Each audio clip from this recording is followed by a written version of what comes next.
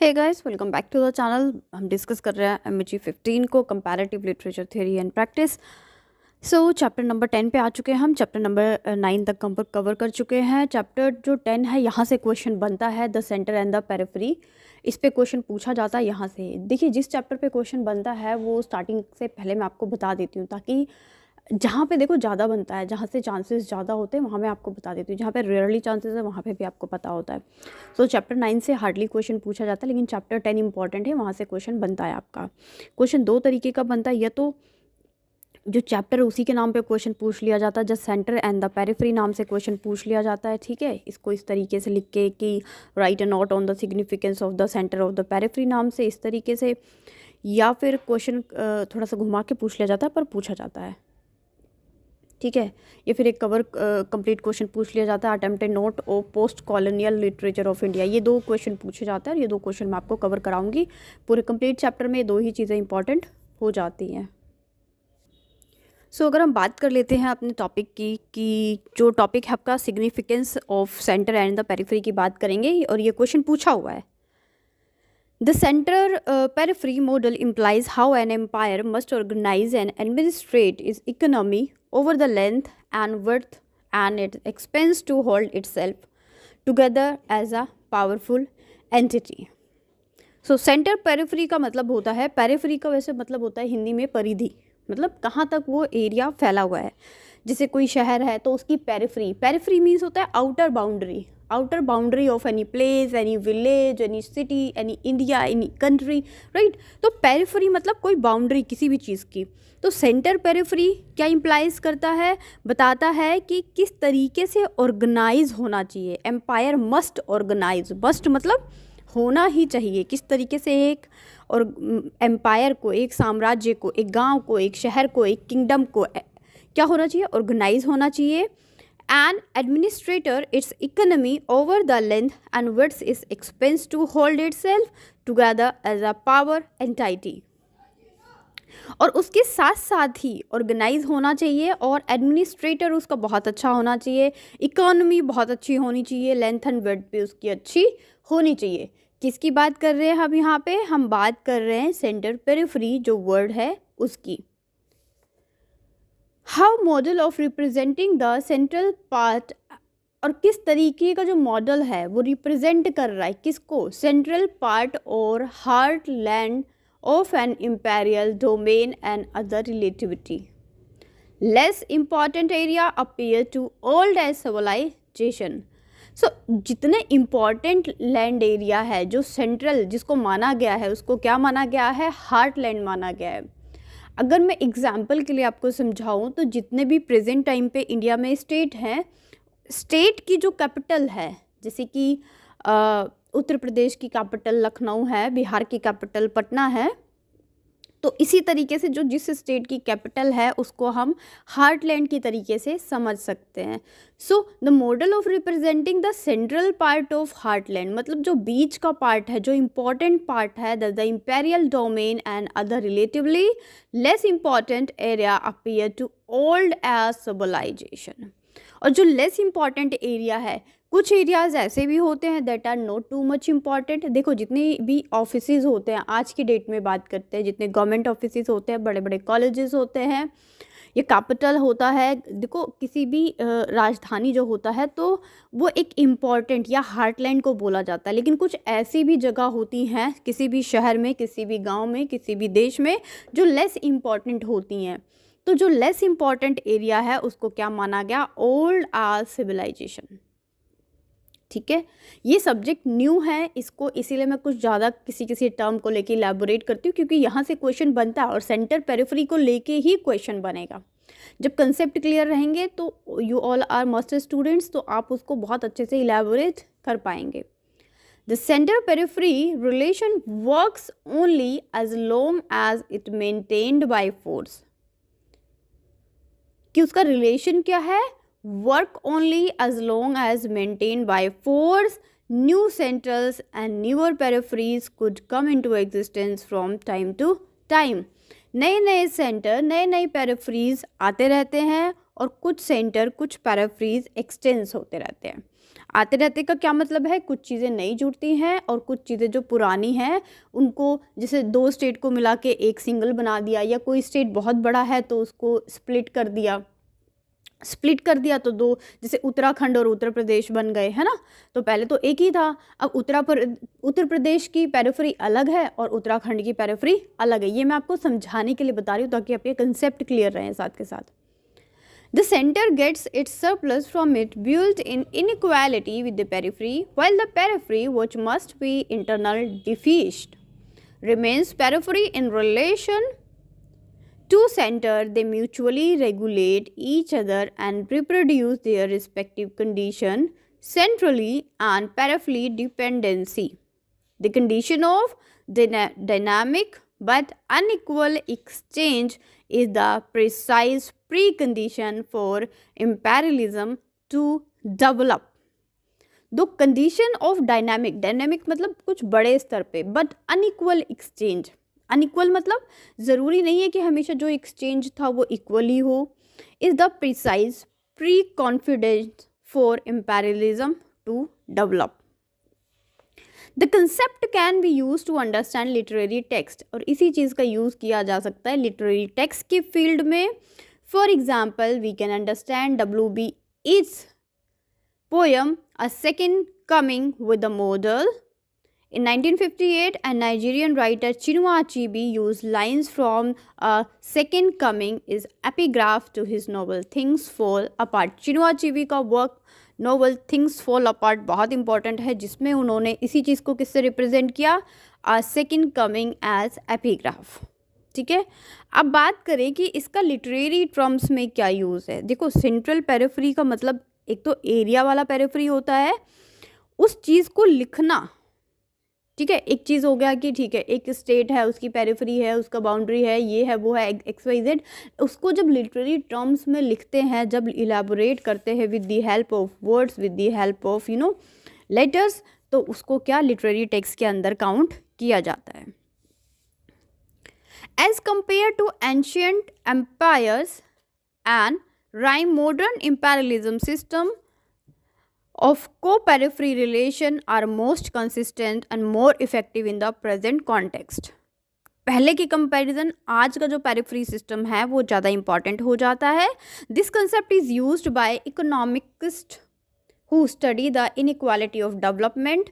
जिसकी बात कौन करते हैं, जो हमारे इकोनॉमिक्स हैं वो बात करते हैं, क्योंकि पहले क्या होता था, ज़्यादा इनइक्वालिटी देखने को मिलती थी डेवलपमेंट के अंदर अक्रॉस द नेशन। एक ही नेशन के अंदर अलग अलग स्टेट में अलग अलग जगह पे कहीं कहीं डेवलपमेंट बहुत ज़्यादा होता था और कहीं कहीं डेवलपमेंट बहुत ज़्यादा कम होता था। लेकिन जब इकोनॉमिक्स ने जो लोग थे उन्होंने जब इसका सर्वे किया, जब पता लगाया, तो देखा कि जो प्रेजेंट टाइम का सिनेरियो है वो पहले से कहीं बेहतर है।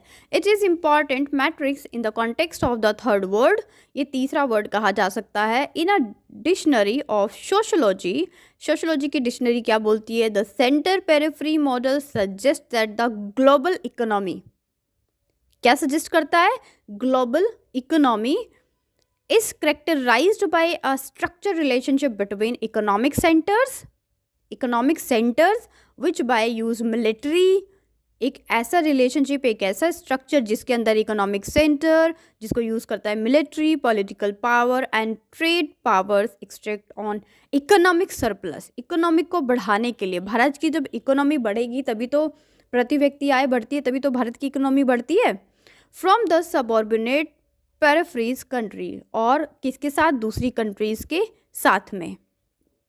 ठीक है, इम्पेरियलिज्म हैज़ दस involve through सर्वल models of domination. कौन कौन से मोड्स हैं या कौन कौन से मॉडल्स हैं, normally parallel and simultaneous is depend on type of exchange between the centre and the periphery nature. और ये किसके ऊपर डिपेंड करता है, एक्सचेंज के ऊपर डिपेंड करता है, सेंटर और पेरिफेरी नेचर्स के बीच में। But always gear to profit the centre, हमेशा कोशिश की जाती है कि सेंटर को प्रॉफिट मिले। और इसके अंदर किस किस चीज़ की बात की जाती है, किस किस चीज़ का profit, economically, politically, military, communication and cultural. ये 5 चीज़ें इसके अंदर इंपॉर्टेंट हो जाती हैं। किसके अंदर, सेंट्रल पेरिफेरी के अंदर। कौन कौन सी रिपीट करेंगे, economic, political, military, communication and cultural. Economic रुपया पैसा से रिलेटेड हो जाता है, और आपका पॉलिटिकल राजनीतिक पार्टियां, मिलिट्री आपकी फोर्स, कम्युनिकेशन बातचीत, और कल्चर आपका क्या, जो भी रीति रिवाज, पहनावा ओढ़ावा, फेस्टिवल, हर एक चीज़ उसके अंदर इंक्लूड हो जाती है। Topic language and literature post colonial perspective. कि पोस्ट कॉलोनियल पर्सपेक्टिव से लैंग्वेज और लिटरेचर किस तरीके से था। आल्दो इस पे क्वेश्चन अभी तक नहीं आया है, बट क्वेश्चन आ सकता है क्योंकि देखो इम्पॉर्टेंट हो जाता है। तो वैसे ज़्यादातर क्वेश्चन इस पे पेरिफेरी के ऊपर ही पूछा गया था, सेंटर एंड द पेरिफेरी के ऊपर क्वेश्चन पूछा हुआ है, लेकिन आज तक इस टॉपिक पे नहीं आया, पर आ सकता है क्योंकि जो चीज़ नहीं आई वो आ भी सकती है, right. The centre economic domination. दूसरी बात ये है कि मैं आपको बोल दूं, जो इंपॉर्टेंट चीज़ें वो आपको स्लाइड पे मिलेंगी, बाकी जो मैं बोल रही हूँ आप सुनो, और आप चाहें तो आप उसे लिख सकते हैं, ठीक है, क्योंकि हर एक वर्ड स्लाइड पे लिखना वो भी पॉसिबल नहीं हो पाता है, कभी कभी समझाने में इतना चीज़ें हो जाती हैं, है ना। तो मेन पॉइंट्स आपको स्लाइड पे दिख रहे हैं, उनको इलाबोरेट करना आपको आना चाहिए। The centres economic domination of its peripheries illustrate the general nature of imperialism. क्योंकि पेरिफेरीज जो है, किसी भी चीज़ की जो बाउंड्री है, इकोनॉमिक डोमिनेशन मतलब कि जहाँ पर रुपए पैसे ज़्यादा थे, अर्थव्यवस्था अच्छी थी, वहाँ पे जो पेरिफेरी थी उसका जो एक परिधि थी, उसका एक अलग एरिया था। Understanding the subtle way of cultural imperialism is important for student of literature. Cultural imperialism मतलब कल्चर, जो संस्कृति है वो बहुत ज़्यादा ज़रूरी होती है, उसको समझना बहुत ज़रूरी होता है। किसके लिए? For the student of literature. जितने भी लिटरेचर के स्टूडेंट हैं, मैकालेस मिनट जो कि 1835 में आया था, वो क्या बात करता है? देखो मैकाले मिनट इंपॉर्टेंट पॉइंट है, तो इसको याद रखना है। मैकालेस मिनट जो आया था आपका 1835 में, announce the centre civilising mission for Indians through English education. Macaulay क्या बोलता था कि इंग्लिश जो इंडिया है उसका सिविलाइजेशन करना है, उसे सोशली इस्टेब्लिश करना है with the help of English education. तो ये एक इम्पॉर्टेंट चीज़ है यहाँ पे। The European ways of doing become effectively of universal standard by the जज of rest of the world. Edward Said, Edward Said's book है उनकी, एडवर्ड सेड की बुक है, बुक का क्या नाम है? ओरिएंटलिज्म 1978। ये चीज़ें जो मेन है ना, ये आपको याद होनी चाहिए। क्या बोलता है? was perhaps the first and most influential work to examine the history and politics of European representation of non-Western people. Non-Western people means जो लोग बाहर से नहीं आए थे, it means what? जो native people थे, and cultures as Europe. This book helped shape and define an emerging new field of literary and cultural studies which is called post-colonial studies. उसके बाद एक और नेक्स्ट राइटर की बात करेंगे हम, जिनका नाम है, नाइजीरियन पोइट है, राइटर है, जिनका नाम है Chinua Achebe. In 1958, he used his line from W.B. Yeats' poem A Second Coming and epigraph to the novel Things Fall Apart. इन्होंने उनकी जो पोइट्री थी उसके कॉन्ट्रैक्ट में वर्क लिखा जिसका नाम था things fall a part. South African novelist Nadine Gordimer provide an instance of will to reverse the center and periphery relation as an African writer when she proposes an African centered. तो Chinua Achebe का नाम आपको याद रखना है, Edward said का नाम याद रखना है, मैकाले मिनट का नाम याद रखना है, राइट. अब बात कर लेते हैं कॉलोनियल, पोस्ट कॉलोनियल एंड इसका जो एरा था उसमें क्या था और किस तरीके की चीज़ें थी. इंपॉर्टेंट हो जाता है, थोड़ा सा इंपॉर्टेंट है. जो जितने भी ऑथर्स बोल रही हूँ वो सब इंपॉर्टेंट है. The author of the empire writes black 2002 argue their book that of the term post-colonial is the most appropriate to mark the specificities of literature from the colonies. They feel that it covers all the culture affected by the imperial process from the movement of colonization to the present day. ठीक है. उसके बाद जो anti colonial हैं उनकी भी बात कर लेते हैं. Anti colonial practice rejecting the master narrative of west and seeking place it with counter narrative, मतलब यहाँ पे वही है कि जो लिख रहा है उसका जो कल्चर है वो बहुत ज़्यादा इफेक्ट करता है, वो इस तरीके से है। इंडिया के कॉन्टेक्स्ट में बात की गई है कि जो इंडिया का पोस्ट कॉलोनियल लिटरेचर था, India's post colonial literature in India include, क्या इंक्लूड करता है, the literature produce in India, वो लिटरेचर, वो साहित्य जो इंडिया में प्रोड्यूस हुआ इन इंग्लिश और द इंडियन लैंग्वेज, या तो वो इंग्लिश में लिखा गया या तो इंडियन लैंग्वेज। इंडियन लैंग्वेज आपको पता होगा हमारे देश में कितनी सारी भाषाएं हैं ना। Any time after the beginning of the process colonisation from around the 7th century and the present, 17th century से लेके आज तक जितने भी लिटरेचर लिखा गया। तो अब बात कर लेते हैं Indian literature and Indian language and literature. किसकी बात करेंगे हम? इंडियन लैंग्वेज एंड लिटरेचर की बात करेंगे। इसका एक सेपरेट वीडियो भी बन सकता है और इसको मर्ज भी किया जा सकता है। फिलहाल हम इसको मर्ज करके ही चलते हैं। Beside in English writing, India has its own pre colonial history and heritage as the ancient civilisation of the world, कि हम लोगों के पास तो ऑलरेडी अपनी हिस्ट्री है।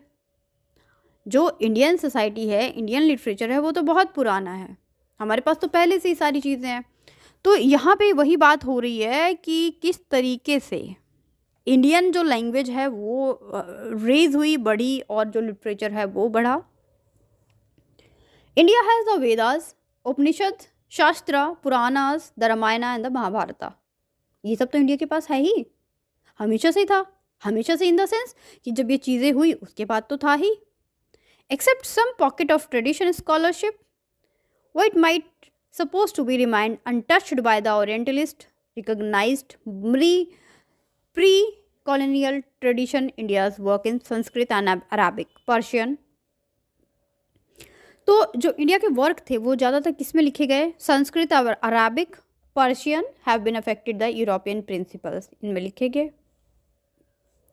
Beside the Sanskrit literary tradition, अब ऐसा नहीं था कि सिर्फ संस्कृत ही एक ऐसा ट्रेडिशन था जिसमें वर्क लिखे गए। इंडिया हैज़ न्यूमरस लैंग्वेजेस, बहुत सारी लैंग्वेजेस हैं इंडिया के अंदर, as you know that, like Assamese, Hindi, Bengali, मिथैली, Gujarati, Marathi, Konkani, है ना।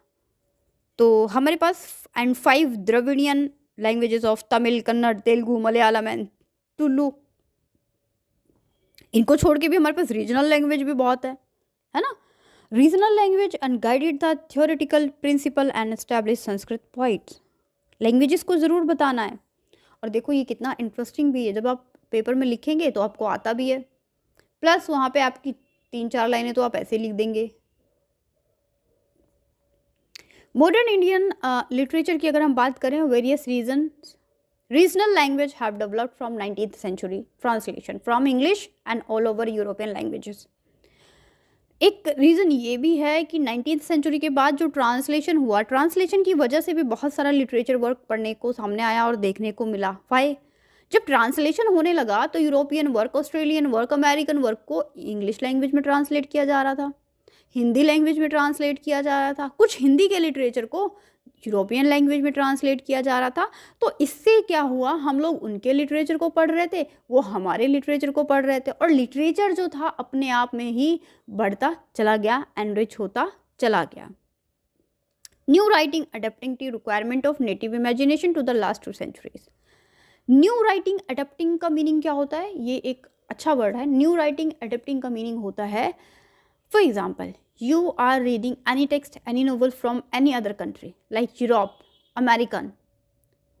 अब आपने जब उसको पढ़ा एज अ राइटर, तो उनका राइटिंग स्टाइल आपने देखा, उनकी टेक्निक आपने देखी, उनका इलेबोरेशन आपने देखा, तो वहाँ से आपका न्यू राइटिंग अडेप्टिंग बोलते हैं। जब हम दूसरों के वर्क को पढ़कर उससे इन्फ्लुएंस होकर कोई चीज़ उससे मिली जुली लिखते हैं, या उस आइडिया को फॉलो करते हैं, उस टेक्निक को फॉलो करते हैं, नई चीज़ों को एक्सेप्ट करते हैं, this is called adapting.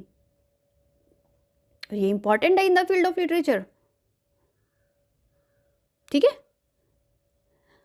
Literature को छोड़ो, अच्छा चलो अडैप्टिंग का मैं एक और दूसरा एग्जांपल बोलती हूँ। राइट नाउ अगर मैं बात करूँ तो इंडिया में बहुत ज़्यादा वेब सीरीज़ देखी जा रही हैं कोरिया की, तो आपने देखा होगा कोरिया का फैशन भी इंडिया में कॉपी हो रहा है।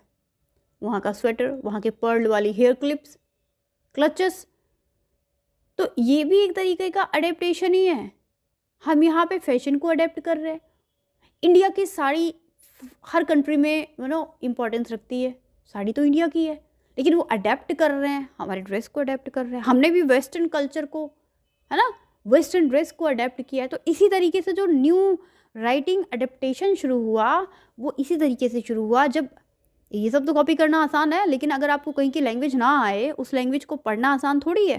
अब कोई चीज़ रशियन लैंग्वेज में लिखी हुई है and we are Indian people, we don't know, तो हमारे सामने तो कुछ भी लिख के रख दो, अगर गाली भी लिख के रख दी तो कौन सा हमें पता चलने वाला है।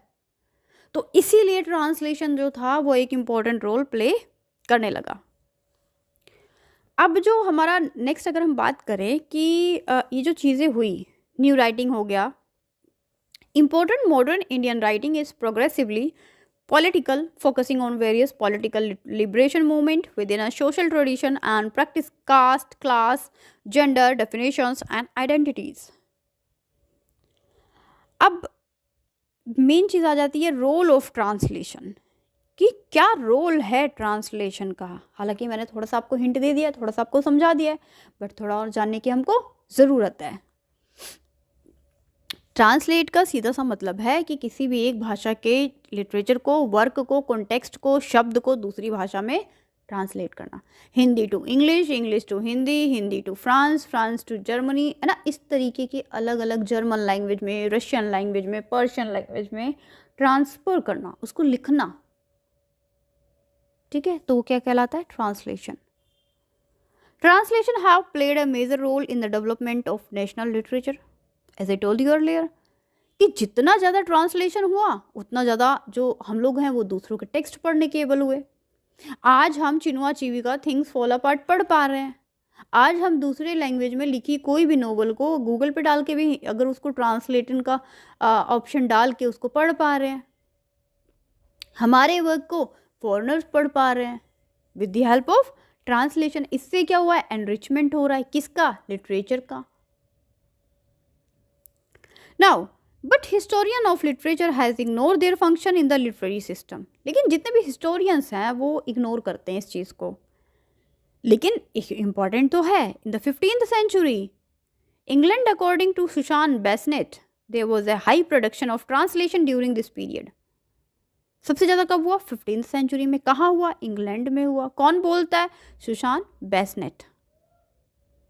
उसी तरीके से similarly 18th century in India, 18th century में जो इंडिया में ओरिएंटलिज्म रिनेंसा आया, मैनी संस्कृत वर्क वर ट्रांसलेटेड इनटू यूरोपियन लैंग्वेज। तो इंडिया के भी लैंग्वेज को, इंडिया के लिटरेचर को यूरोपियन लैंग्वेजेस में सबसे ज़्यादा ट्रांसलेट किया गया in the 18th century during the time period of oriental रिनेंसा।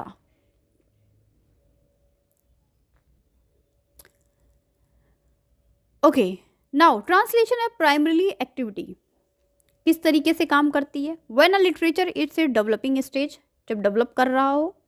When literature is marginally feeble और बोथ, जब एंड पे चल रहा हो।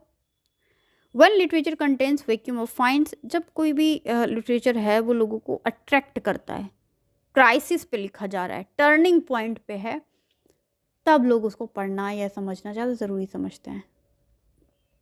Okay, have you notice ever, कभी आपने टीवी सीरियल देखा हो, कभी आपने वेब सीरीज़ देखी हो, तो हमेशा उसको ना मान लो कोई वेब सीरीज़ है जिसके 8 एपिसोड हैं, 8 या 9 एपिसोड हैं सीज़न 1 में, आपने देखा होगा उसका फर्स्ट एपिसोड ऐसे टाइम पॉइंट पे एंड किया जाता है कि आप बहुत क्यूरियस रहते हैं कि सेकंड पार्ट में क्या होगा, है ना। सेकंड वाला ऐसे टाइम पीरियड पे ओवर किया जाता है कि थर्ड पार्ट में क्या होगा। जैसे एक मूवी आई थी बाहुबली, जिसमें लास्ट में दिखा गया कि कटप्पा ने बाहुबली को मारा, एक सस्पेंस क्रिएट था। ऐसा क्यों किया जाता है? ताकि नेक्स्ट पार्ट उसका लोग पढ़ें, नेक्स्ट पार्ट उसको देखें, लोग इतने क्यूरियस रहें कि उसका ट्रांसलेशन करें उसको पढ़ने के लिए, है ना। तो इसीलिए इस चीज़ को इस तरह के टर्निंग पॉइंट पे छोड़ा जाता है। तो यहाँ पे वही बात बताई गई है। He claims that translation literature meets the requirement of young literature to put the renewed tongue in use of mouth. Renewed tongue का मतलब क्या है? पुराने लिटरेचर को जब कोई न्यू राइटर पढ़ता है, उसमें कुछ अपने शब्द जोड़ता है ना। न्यू टंग का क्या मतलब है, अब नई जीभ थोड़ी आ गई है, मीन्स उसमें नए शब्द जोड़ना, उसमें नई फीलिंग्स डालना, उसमें नया कंटेंट डालना, उसमें नया क्रिटिक डालना, तो वो नई चीज़ आपके सामने प्रेजेंट होती है और प्लस ट्रांसलेट भी होती है। So we can say that post-colonial writing is a type of translation. Post-colonial writing को बोला जा सकता है कि वो एक तरह की ट्रांसलेशन लिटरेचर है। It address a cross-cultural readership and represent one culture to another through writing. एक कल्चर को दूसरे कल्चर के एक और दूसरे सभी कल्चरों को आपस में एक दूसरे से कनेक्ट करता है, ठीक है, जोड़ता है। तो जितनी भी चीज़ें स्क्रीन पे हैं, समझाया मैंने बहुत अच्छे से है आपको, और आपको हर एक चीज़ लिखनी भी है, इम्पॉर्टेंट हो जाती है। मैं आपको एक बार रिकैप करा देती हूँ। सबसे पहले हमने बात की थी, किसकी बात की थी, इकोनॉमिक्स की बात की थी। नंबर 1 पे आ गए थे आपके, पैराफ्री की बात कर ली थी कि किस तरीके से जो कल्चर है वो इम्पॉर्टेंट रोल प्ले करता है स्टूडेंट ऑफ लिटरेचर के लिए, ठीक है, क्योंकि कल्चर में बहुत सारी चीज़ें आती हैं, रीति रिवाज, पहनावा ओढ़ावा, बोल चाल, हर चीज़, फेस्टिवल।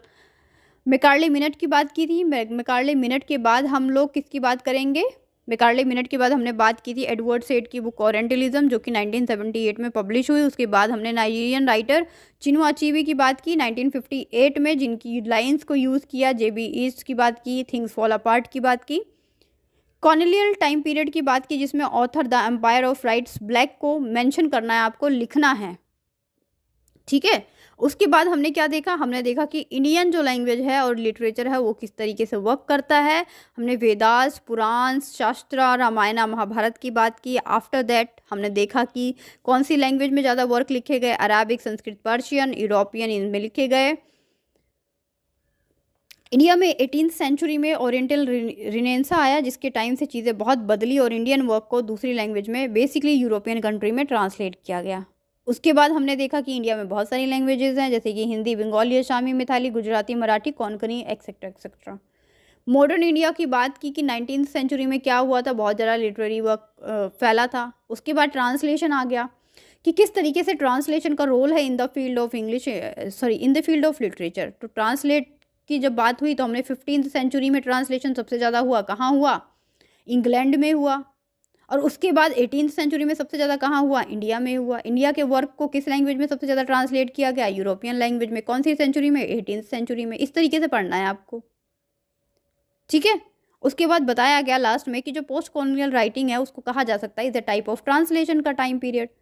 क्यों, क्योंकि इससे क्या हुआ, across of cultural readership and represent one culture to another through the with the help of writing. एक कल्चर को दूसरे कल्चर की फॉर्म में प्रेजेंट किया गया with the help of writing work. तो ये सारी चीज़ें आपके सामने आई। तो ये मैंने क्या किया, एक समरी कर दिया। हमेशा याद रखो, आंसर डिफ़िकल्ट नहीं होते। स्क्रीन पे जो चीज़ें दिख रही हैं, जो मैंने बोला लास्ट के, मुझे लगता है 3 मिनट में मैंने पूरा इस टॉपिक को, इस 12-15 मिनट की वीडियो को समरी कर दिया है। उतना आपको अच्छे से पढ़ना है। इसी तरीके से पढ़ने की जब आदत डाल लेंगे ना, खुद से क्वेश्चन, खुद से समझाना, खुद से बोलना, अपने आप चीज़ें आसान हो जाएंगी। तो ये नई बुक है, इसे कवर कर लेना, बहुत आसान है। और अब मैं आपको क्या बता दूं, मैं आपको कल का टॉपिक बता दूँ ना। चैप्टर नंबर 10 हमारा जो है वो ख़त्म हो चुका है, ठीक है। चैप्टर 10 ख़त्म हो चुका है। चैप्टर 10 की एक कंपाइल वीडियो में लाऊंगी। कंपाइल वीडियो में क्या मिलेगा आपको, कंपाइल वीडियो में आपको मिलेगा क्या, कंपाइल वीडियो में आपको मिल जाएगा कंप्लीट जो चैप्टर 10 है वो एक ही वीडियो में मिल जाएगा। अब बात कर लेंगे नेक्स्ट वीडियो में हम लोग चौमास ड्रम की। तो stay connected, thank you so much. Video अच्छी लगती है तो लाइक करो, कमेंट करो, सब्सक्राइब करो चैनल को अगर नए हो तो, ठीक है। पढ़ते रहो और बिल्कुल पैनिक नहीं होना है कि MEG ये कराओ, वो कराओ, 17 कराओ, 18 कराओ, 19 करो। सभी MEG पे मैं काम करूँगी, डोंट वरी, ठीक है। ट्रस्ट में हर एक MEG पे काम होगा, बट मैं 1 by 1 ही कर पाऊँगी। एक ही टीचर तो सारी MEG एक साथ नहीं कर सकता ना। तो एग्ज़ाम से पहले आपको सारी MEG चैनल पे मिल जाएगी, बिल्कुल भी पैनिक नहीं होना, सब्सक्राइब करके रख लो। लिटरेचर ऑफ इंडिया, सो एक सेपरेट क्वेश्चन है, attempt A short note on post colonial literature of India. So post colonial writing a great emphasis but put on the process of colonization and attempt towards the modern record and a strong resistance of masters and colonized societies. Masters means what? Strong resistance of masters means what? That the people, the country, who are the ruler. That means the domination rule of any country. It deals with the literature written in colonized country about the suffering of the masses. Suffering of the masses means suffering of the people, suffering of the common people that belongs to the particular area, particular country, and about the persistence of people who were the receiving at the end. One more thing, that post-colonial writer engage themselves in opening the possibilities of new language. Possibilities of new language and a new ways of looking forward the word. New जो language थी, new जो ways थे, उसके towards इन्होंने काम किया. Their writings can be taken in the medium of resistance in the former colonizer. Their themes focused on the issues like identity, racial and cultural heritage. The themes are very important. That themes are identity, national and cultural heritage, hybridity. Hybrid. The word hybrid means what? That makes something new breed from outer one. So hybridity, partition, contemporary reality, human relationship and emotion. These are the main themes during the post-colonial time period of Indian literature. The rise of Indian literature writing in post-colonial era was a significant development in Indian English literature. The rise of post colonial era, इसमें क्या है, बहुत ज़्यादा development हुए, चीज़ें बनी और चीज़ें आगे बढ़ी. With new themes and techniques, नई नई चीज़ें आई, नई नई टेक्निक्स आई. The literary work of colonial nationalist period revolve around themes like, कौन कौन सी थीम्स थी? Marginalization, widowhood and widow marriage, remarriage मतलब विधवा और विधवा की जो दोबारा शादी है. Because on that time the situation are like in India so many rituals. In the name of rituals people are belonging to other, और कभी कास्ट के नाम पे, कभी रिलीजन के नाम पे, कभी विमेन एंड मैन के नाम पे. सो इस तरीके की चीज़ें वहाँ पे, अब जो सोसाइटी की प्रॉब्लम्स थी वही यहाँ पे हाईलाइट की गई. जैसे कि marginalised means what? A category of people in any place that some people don't allow to sit together, to eat together and to celebrate together. जैसे कि अनटचेबिलिटी है, कास्टिसिज्म है, तो इसलिए बोला गया. विडोहुड, जो विधवा की लाइफ थी उससे. रीमैरिज आज की डेट में बहुत इजी है, but on that time window remarriage is very crucial. और इतनी चीज़ें नहीं होती थी और उनके ना तो शादी करने वाले तैयार होते थे, और विडो को as a you can say as a slave और एज ए एनिमल ट्रीट किया जाता था. It was Bankim Chandra Chattopadhyay who has the first time so to bring national movement in his novel Anandamath that was publish in 1882. Anandamath में बंकिम चंद्र चट्टोपाध्याय जी ने एक तरीके से first time इस चीज़ को हाईलाइट किया था. ये नोवेल आपको याद रखनी है.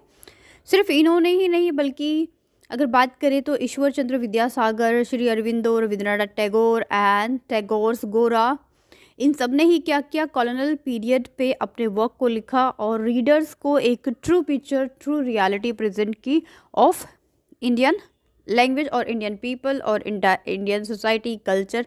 Because with the help of literature you can know everything regarding any place, any country, any state. Now the entire history of Indian language novel can be broadly be divided into two periods, pre-independent period and post-independent.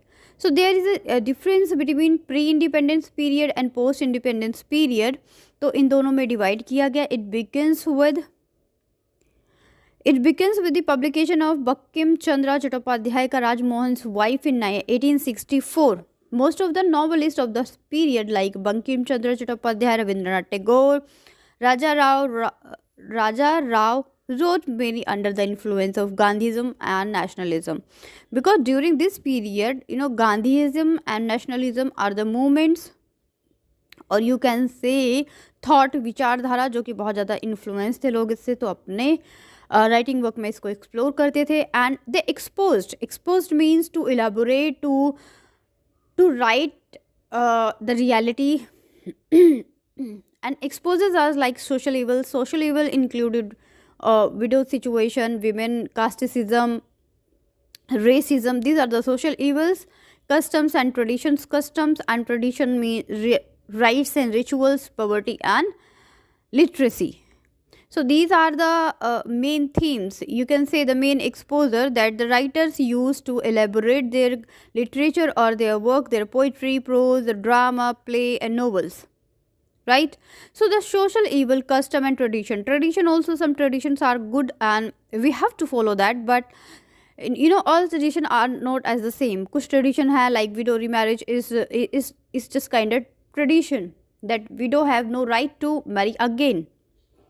But after the struggle of few people, that India got the right to the remarriage of widows, and right now it's on the way.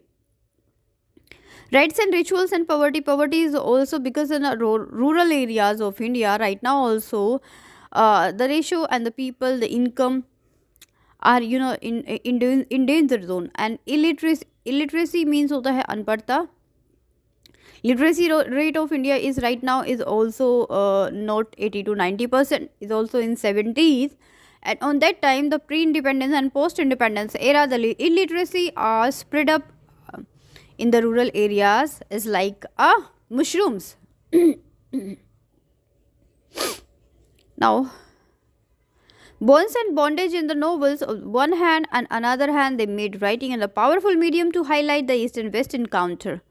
One side, the writer wants to elaborate the situation, and another side, with the help of literature, he or she spread the area, the casteism, the racism, the exposure, social evils, custom to one part of the country to the another part. With the help of their work, with the help of their literature, with the help of their play, novel, poetry, prose, etc.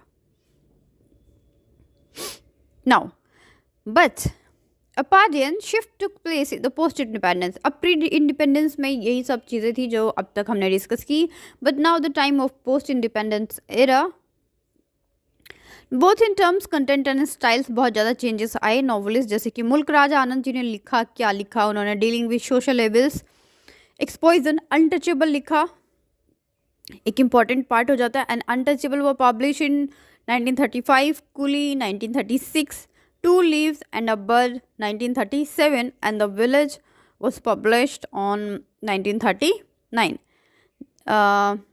These are the milestone in Mulk Raj Anand's journey of social reformer.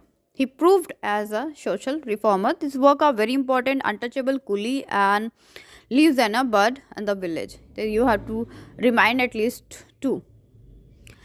Now, the time of women writers. Women writers in the post-colonial Indian have created the literature of their own. So they to put placing women in the context of changing social scenarios.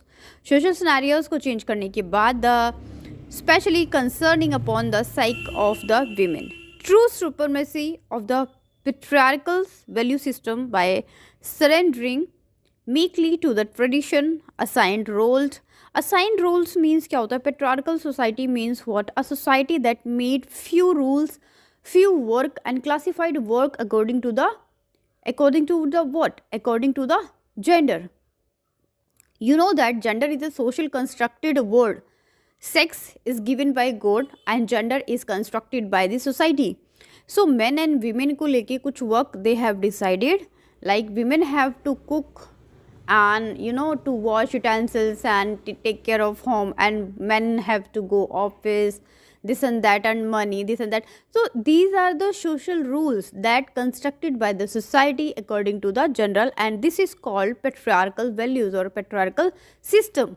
And one more thing, that patriarchal means the head of the family is a male and everyone have to listen him and work according to him. एक ऐसी situation जहाँ पे उसी mail के according ही चीज़ें हों और वही सुप्रीमेसी में हो. अब चाहे उसके अंदर IQ हो या ना हो, but you have to follow that kind of rule whichever made by the man of that particular family. तो पेट्रियार्कल मतलब पितृसत्तात्मक वैल्यू सिस्टम की बात करते हैं. यहाँ पे ट्रेडिशनली असाइंड रोल मीन्स है, traditionally assigned role means that women have to cook and man have to earn money. These are a traditionally assigned role, but nowadays things are changing day by day, that women are earning money and they are take care of their kids and home, etc. And man is also cooking, washing utensils. So these are the changes from that era to present era, and we are talking about the pre-independence era and post-independence era. So I think we have done it. Okay, but increasing education, better job opportunity, and awareness of right and privileges of women have to force her to contemplate. Indian women today are exposed to a new set of values with education and economic independency put them in the rather than confliction and desires. On that time, the situation of women are not good. Like they are not so educated. Almost they are packed in their homes. You can say dorms. But now the education system are changed and the situation of women are good now. They are educated than more than men and work.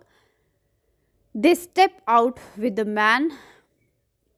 So same chal raha hai. Women writer have called the Indian women in flux and have portrayed with the realistic both psychologically as well as physically in their novel. So psychologically means the way that any people think, and physically is a body related, is a body structure related. Now, women as a subject matter in Indian fiction in the English is not something recent, but the approach of novelists in certain novels in 1960s की अगर हम बात करें तो कुछ fiction work लिखे गए जिसमें idea and creatures having different values, no concept and revolts rather novel portray women as educated and conscious of their right. आज की women conscious है और educated है and demanding proper place in the society and also demands the proper place in the society and equality with the everyone. Some writers like Simona de Wever उन्होंने अपना work लिखा 1952 में The Second Sex, and in The Second Sex I would like to discuss something related to second sex. Here Simona de Wever has showed that the women in the society, women are supposed to the second sex and first sex is men. तो इन्होंने एक दिखाया है कि किस तरीके से women को एक रिसेसिव माना जाता है, सेकंड सेक्स का माना जाता है, and this work is the second sex and it's very famous work by Simone de Beauvoir. Next अगर हम बात कर ले तो सेक्सुअल पॉलिटिक्स की बात की गई है 1917 में. वर्क लिखा था केट मिलेट ने. केट मिलेट का वर्क है sexual politics and this was written in 1970s. Under these influences, the women writers have to successful attempt to the break those literary and social norms of the past. Break out the literary means what, and social norms that when anyone is educated and get any job and stand up on their own feet, so definitely she can challenge the privilege norms and social norms of the society. Against में वही जा सकता है that she have a power of which kind of power of economic independency and earning, basically if I am talking about it. So जो अपने पैरों पे खड़ा है, जो अर्निंग कर रहा है, जिसका एजुकेशन लेवल अच्छा है, that only that guy, that girl, that women can expose or you can take action. किसके एक्शन लेना है उसको? The nonsense rules that made by man और the society towards women. At the outer writer like Kamala, Anita Desai, Shashi Deshpande, Shobha De and Bharati Mukherjee are the some other and design the short of the feminist bias. These are the writers only write on the feminist bias. What is the meaning of feminist bias on their writing? The difference between the masculinity and feminism. जब बात feminism की होती है तो the post independence era and the pre independence era of Indian writing or the Indian society also, that women are suppressed by men or by the society. So आपने भी कभी सुना होगा अपनी दादी या आपकी मम्मी से, तो उस टाइम पे जो सिचुएशन थी ऐसी नहीं थी जैसी प्रेजेंट टाइम पे चलती है. सप्रेस्ड किया जाता था जो सोसाइटी की सिचुएशन थी. Any writer can write the text. So basically if it's in totally fiction, कई कैटेगरीज होती है, लाइक टोटली फिक्शन हो सकता है and it's based on real life situation and it's based of their past experience. So writers like the Simona de Wever wrote the work The Second Sex in 1952, have mentioned how women are in the form of second sex. And some modern writers of some Indian writers like Anita Desai and Shashi Deshpande, Shobha Debharti and Bharti Mukherjee are some Indian writers that wrote feminist bias in their writing, and depth analysis proves a strong feminist intent for the women issues pertain to be chief concern of the pilot. So these are the changes. Firstly, we have discussed post-colonial writing. After that, rising of post-colonial era and the themes की अगर हम बात करें तो themes को work को हमने discuss किया. दैट बेसिकली इंगेजिंग थीम्स की बात करें तो उसमें आपके क्या आ जाती हैं. अभी थीम्स को बाद में डिस्कस करते हैं. पहले की पीरियड को बात कर लेते हैं. मार्जिनलाइज पीपल, विडोहुड और विडो रीमैरिज की बात करते हैं. बंकिम चंद्र चट्टोपाध्याय के आनंद मत को डिस्कस किया है. And in pre independence era Rajmohan wife का जो लिखा था बंकिम चंद्र चटर्जी ने 1864 में. उसके बाद राजा राव के वर्क को गांधीज़म और नेशनलिज्म देखने को मिलता है. और ये क्या एक्सपोज करते हैं? Social evil, customs, tradition, rituals, right, poverty and illiteracy, bond and bondage of their novels on the one hand. After that post independence era में चीज़ें थोड़ी सी बदली. वहाँ पे मुल्क राज आनंद जी ने अपना अनटचेबल लिखा जो कि कास्टिसिज्म से रिलेटेड है. कुली और लिव्स एंड बर्ड ये सब लिखा. उसके बाद वीमेन राइटर्स की बात होती है तो वीमेन राइटर ने जो जैसा फील किया उसने वैसे लिखा. जो कुछ फॉरेन राइटर की अगर हम बात करें, इंडियन फिक्शन को भी लिखा गया, कुछ फिक्शन भी था, but most of the work are based on reality. Simone de Beauvoir का वर्क था, क्या था? The second sex. उसके बाद कैट मिलेट का वर्क सेक्सुअल पॉलिटिक्स जो कि 1970 में पब्लिश हुआ. And after that some other Indian writers like Kamala, Anita Desai, Shashi Deshpande, Shobha De and Bharati Mukherjee, इन्होंने भी सेम चीज़ को फेमिनिस्ट बायस को एक्सप्लेन किया अपने वर्क में with the help of their prose poetry and novel fiction work. So ये जो वर्क है आपका वो पोस्ट कॉलोनियल लिटरेचर जो है वो इंडिया का वो ख़त्म होता है मेरी तरफ से. और ये चैप्टर भी साथ के साथ ख़त्म होता है. मिलेंगे अपने नेक्स्ट चैप्टर में नेक्स्ट वीडियो में.